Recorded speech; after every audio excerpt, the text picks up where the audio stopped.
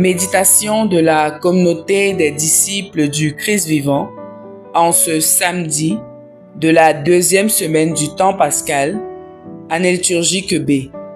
Première lecture.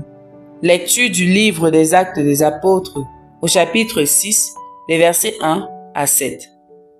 En ces jours-là, comme le nombre des disciples augmentait, les frères de langue grecque récriminèrent contre ceux de langue hébraïque, parce que les veuves de leur groupe étaient désavantagées dans le service quotidien.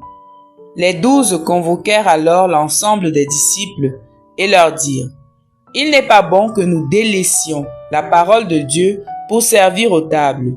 Cherchez plutôt, frères, 7 d'entre vous, des hommes qui soient estimés de tous, remplis d'Esprit Saint et de sagesse, et nous les établirons dans cette charge.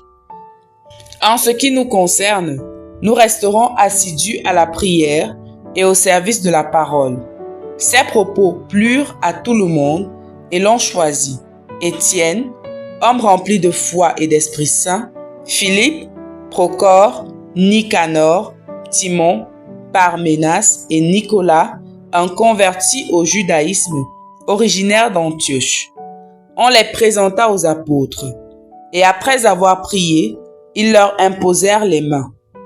La parole de Dieu était féconde, le nombre des disciples se multipliait fortement à Jérusalem, et une grande foule de prêtres juifs parvenait à l'obéissance de la foi. Parole du Seigneur. Méditation. Bien-aimés dans le Seigneur, Dieu soit loué en tout temps. La vie communautaire n'est pas aisée. Dans le chapitre 2 des Actes des Apôtres, les versets 44 à 45, il est écrit au sujet de la vie communautaire des disciples après la résurrection. Tous les croyants vivaient ensemble et ils avaient tout en commun. Ils vendaient leurs biens et leurs possessions et ils en partageaient le produit entre tous en fonction des besoins de chacun.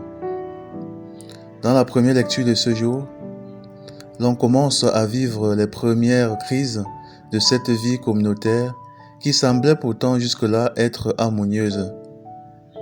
Il se pose un problème d'iniquité, voire de discrimination dans la communauté des disciples. Les membres juifs de la communauté reçoivent des traitements de faveur et ceux d'origine étrangère, notamment les Grecs, sont quelque peu lésés. Ces derniers s'en indignent et la communauté est menacée d'un clivage. L'on peut qualifier cela d'injustice dans la communauté chrétienne. Même dans nos communautés aujourd'hui, l'on fait face à des iniquités, des partialités, des discriminations, peut-être pas du même genre, mais d'origine similaire. Nous pouvons en citer quelques-unes. Dans certaines communautés chrétiennes, l'on déroule le tapis rouge aux gens riches et opulents, mais les pauvres sont ignorés, méprisés et donc lésés.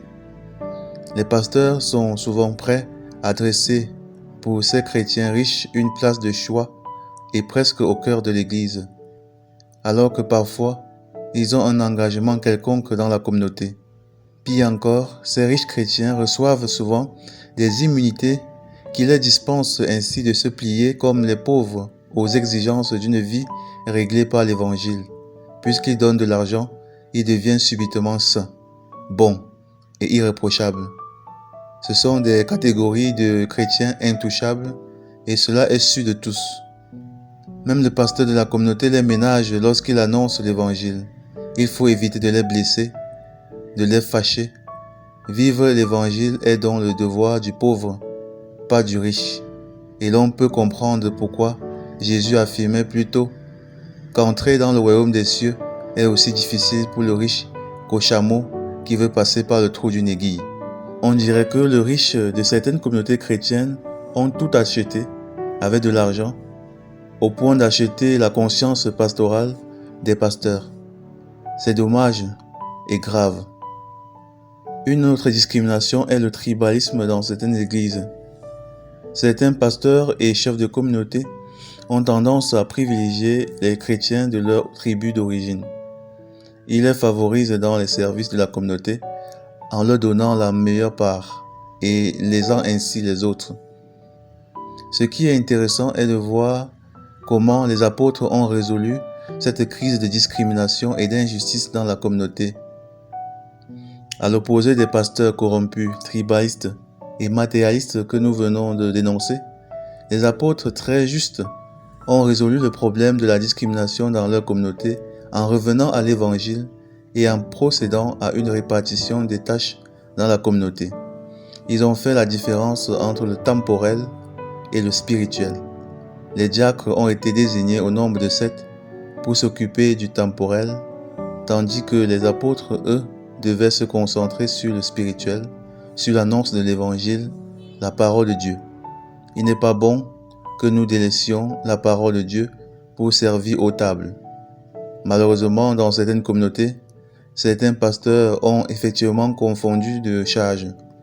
Ils ont délaissé la parole de Dieu pour servir aux tables, au point de laisser aux fidèles la charge, qui est pourtant principalement la leur, d'annoncer la parole de Dieu. Alors, sommes-nous des fauteurs de la discrimination dans notre communauté chrétienne? Sommes-nous des chrétiens tribalistes? Ou alors sommes-nous des chrétiens qui vivent au sein de la communauté une véritable expérience de l'amour universel, impartial, qui accueille et se donne à tous, sans distinction de race, d'ethnie ou de tribu? Prions. Père éternel, guéris notre Église de toute injustice, de toute discrimination entre les fidèles. Par Jésus le Christ notre Seigneur. Amen. Intercession. Seigneur Jésus, accorde aux pasteurs de nos communautés de les gérer de façon juste et équitable. Guéris-les de toute âpreté au bien matériel et donne-leur un attachement toujours préférentiel à ta parole, à l'annonce de l'Évangile. Vierge Marie, intercède pour nous. Exercice spirituel. Quelles sont les injustices de notre communauté chrétienne? Confions-les au Seigneur et décidons de faire quelque chose de concret pour y remédier. Loué soit Jésus-Christ. Amen.